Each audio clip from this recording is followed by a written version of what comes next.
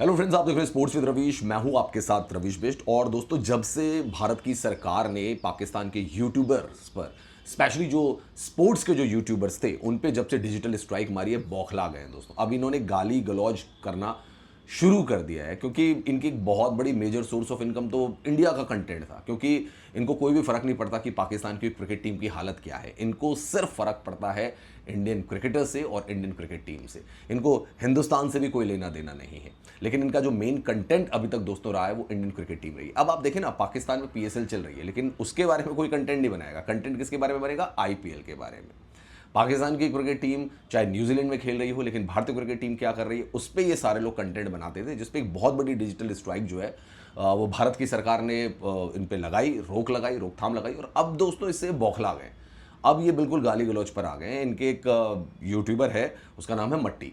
वो अब हम लोगों को गाली गलौज कर रहा है कि भैया ये कर दिया, कर दूंगा, वो कर दूंगा। और साथ ही साथ अपील भी कर रहा है कि वीपीएन के जरिए मुझे देखने आओ। भाई, अगर तू इतना बड़ा पाकिस्तान परस्त है, अगर तू इतना बड़ा देशभक्त है पाकिस्तान का, तो रिक्वेस्ट क्यों कर रहा है कि वीपीएन के जरिए? और अगर तेरे अंदर इतनी हेकड़ी आ गई है कि मैं दिखा दूंगा, मैं बहुत हार्ड आऊंगा, मैं ये कर दूंगा, मैं वो कर दूंगा, तो भाई रिक्वेस्ट क्यों कर रहा है कि वीपीएन के जरिए मुझे देखने आओ?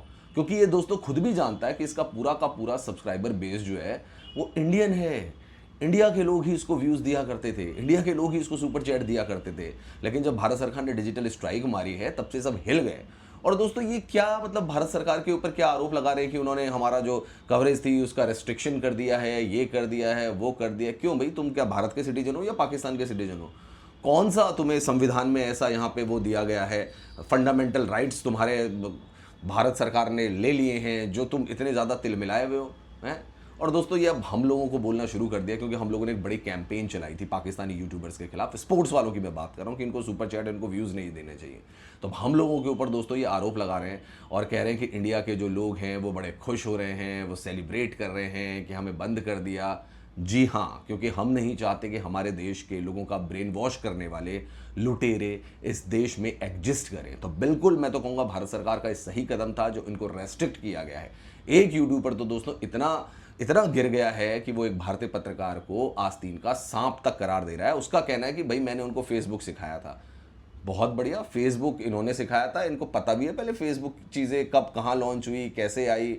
इंडिया वालों को तो पता ही नहीं कि फेसबुक क्या चीज़ होती है। वो तो यही तालीम लेकर आए थे स्पेशली। और उन्होंने 20 मिनट का ऐसा सेशन दिया कि भाई साहब, भारत का जो पत्रकार था वो पूरी फेसबुक की संरचना, सारी चीज़ें सीख गया। वो तो अनपढ़ पहुंचा था वहाँ पे अमेरिका में।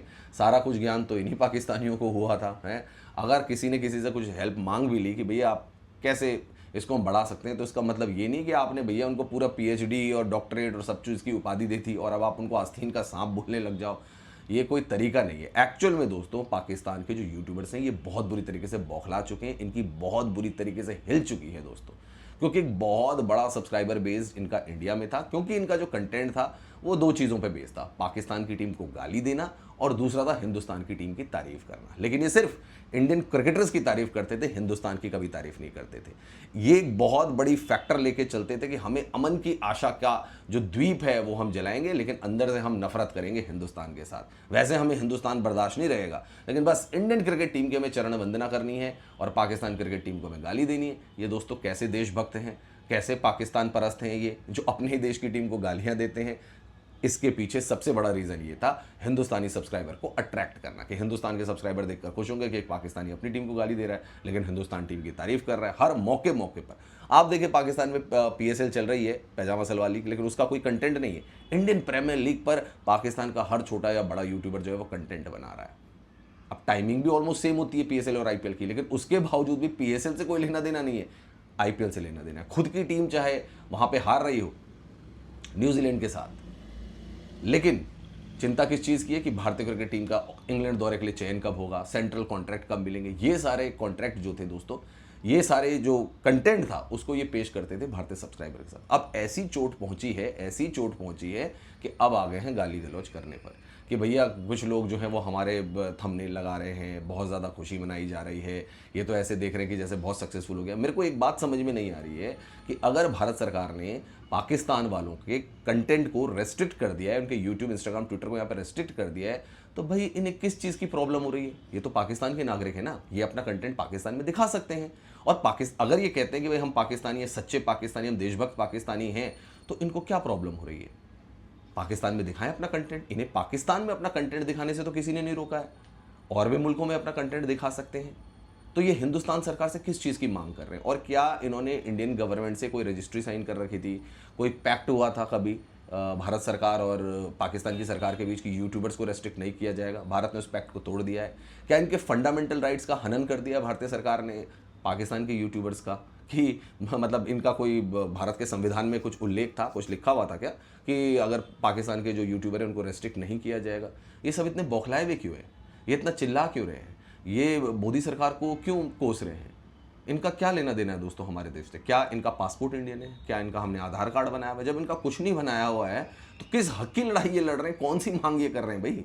कोई दस्तावेज दिखाएं जहां पे भारत सरकार ने कहा था अगर तुम इंडिया के खिलाफ प्रोपोगेंडा चलाओगे, भारत के लोगों का ब्रेन वॉश करोगे अमन की आशा के नाम पर, इंडियन क्रिकेटर से और इंडियन क्रिकेट के बारे में तो अच्छा कंटेंट दिखाने की कोशिश करोगे, लेकिन भारत से नफरत करोगे, तो ये चीज़ हमारे देश में बर्दाश्त नहीं होगी। तुम ऐसे ही रेस्ट्रिक्ट किया जाओगे और ऐसे ही तुम्हें लात मार के भारत से बाहर निकाला जाएगा। अब दोस्तों इनके व्यूज़ की संख्या देख लो, जिनके 50-50 हज़ार व्यूज़ आते थे उनके 5-5 हज़ार के व्यूज़ के लाले पड़ गए हैं। तो दोस्तों क्या साजिश कर रहे हैं? वीपीएन नंबर चेंज कर कर आ जाओ। वाओ! और कुछ लोग तो अपने नए चैनल बना रहे हैं। ये साफ जाहिर करता है पाकिस्तानी यूट्यूबर्स की बौखलाहट, जो बुरी तरीके से दोस्तों हिल चुके हैं। और मैं कहता हूं कि भारत सरकार को इनको कंप्लीटली, अगर ये नए चैनल भी बनाते हैं तो वो भी रेस्ट्रिक्ट करना चाहिए। ट्विटर पर जो ये जहरीले अल्फाज डालते हैं वो भी रेस्ट्रिक्ट होनी चाहिए पूरी तरीके से। इंस्टाग्राम पर भी होनी चाहिए। कुछ यूट्यूबर्स हैं दोस्तों पाकिस्तान के जो बच गए हैं, मुझे लगता है भारत सरकार को उनके ऊपर भी कड़े से कड़ा एक्शन लेना चाहिए, क्योंकि पाकिस्तान ने और पाकिस्तान के यूट्यूबर्स ने इंडिया को कंज्यूमर की तरह यूज़ किया है, ग्राहक की तरह यूज़ किया है। ऐसे ग्राहक बनाया है जिनसे इन्होंने बहुत लाखों की संख्या में 3-4 साल से पैसे वसूले और एक बड़ी इंडस्ट्री खड़ी कर दी, जो पाकिस्तान क्रिकेट टीम को गालियां दिया करती थी और इंडियन क्रिकेट टीम की तारीफ किया करती थी, क्योंकि अच्छे तरीके से जानते हैं कि भारत एक बहुत बड़ा बाजार है। यहाँ पे डेटा भी सस्ता है, यहाँ पे आटा भी सस्ता है। हमारे देश में न डेटा सस्ता है, मतलब पाकिस्तान में न डेटा सस्ता है न आटा सस्ता है। तो ये बात वो बहुत अच्छे तरीके से जानते थे दोस्तों, और इसका उन्होंने बहुत बहुत बड़े स्तर पर फ़ायदा पहुँचाया है। इसीलिए दोस्तों आज ये लोग गालियाँ दे रहे हैं, हम लोगों को बोल रहे हैं कि उनका जी कंटेंट हमसे चल रहा है, हमारे साथ ये ज़्यादतियाँ कर दी हैं, हमारे लिए वीडियो बनाए जा रहे हैं इंडिया के यूट्यूबर।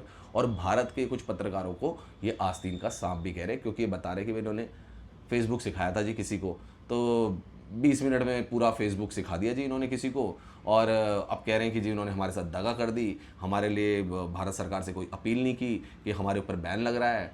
ये सारी बातें जो है पाकिस्तान के यूट्यूबर करते हुए नज़र आ रहे हैं दोस्तों। दोस्तों मेरा तो यही, जैसा मैंने पहले भी कहा, मेरा तो यही है नज़रिया कि भाई इनको, इनकी एंट्री होनी चाहिए बैन। और ये जो भारत की सीरीज़, बायलैटरल सीरीज़ में जो कंटेंट बना रहे थे, मैं भारतीयों से भी अपील करना चाहूँगा कि भाई इनके कंटेंट से दूर रहो। इनको ना वीपीएन के जरिए ना किसी भी जरिए इनको मदद करने की कोई ज़रूरत नहीं है, और इन पे बैन अब लाइफ टाइम रहना चाहिए। बाकी आपका क्या कहना दोस्तों, कमेंट सेक्शन पे जाकर कमेंट जरूर करें।